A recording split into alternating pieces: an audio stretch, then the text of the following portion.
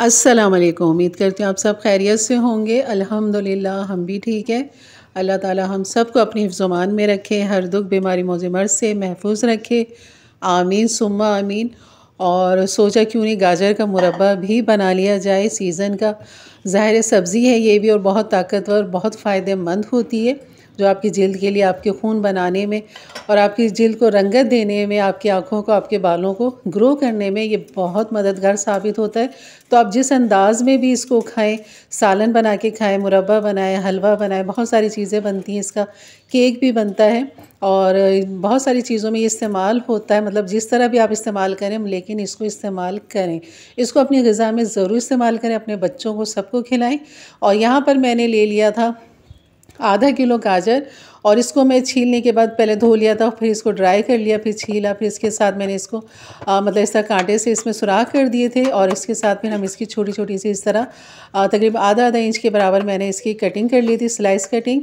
और आप लंबाई में करना चाहें तो इसको फिंगर के इस तरह भी आप काट सकते हैं, इसको फिंगर स्टाइल में बना लें।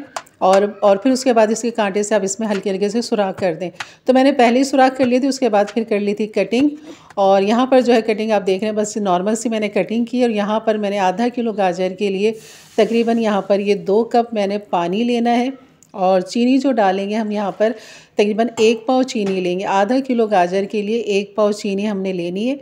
और क्योंकि ये चीनी जो है घुलेगी, इसका भी अपना पानी होगा।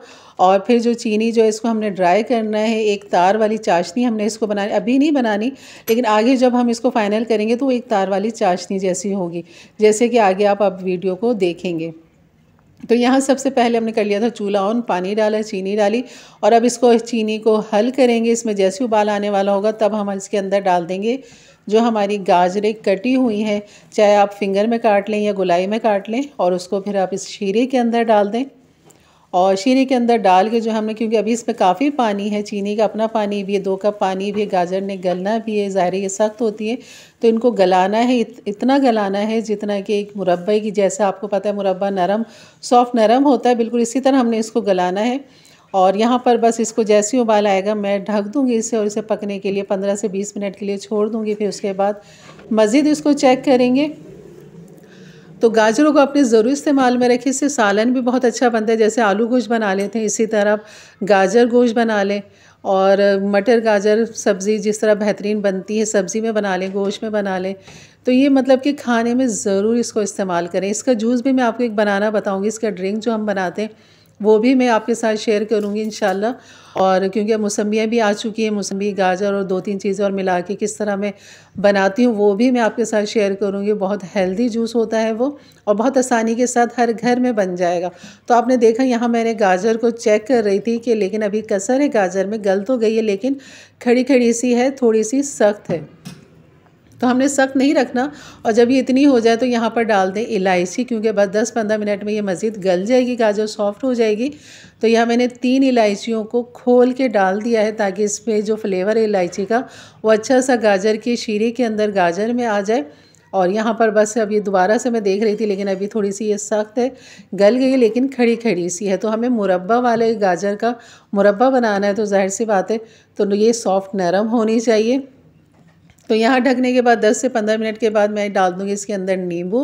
और ये आधा नींबू है बड़े साइज़ का, जिसको मैंने निचोड़ दिया था, और इसके साथ इसके बीज भी इसमें चले गए हैं, जो कि मैं निकाल लूँगी इसे। चाहे आप शुरू में निकाल लें या इस तरह डाल के निकाल लें, और बीज लाजमी निकाल लें, क्योंकि इनमें थोड़ी सी कड़वाहट होती है और वो खाने में आ जाएगी तो वो आपके गाजर को ख़राब कर देंगे, तो इसलिए बीज आप लाजमी निकाल लें।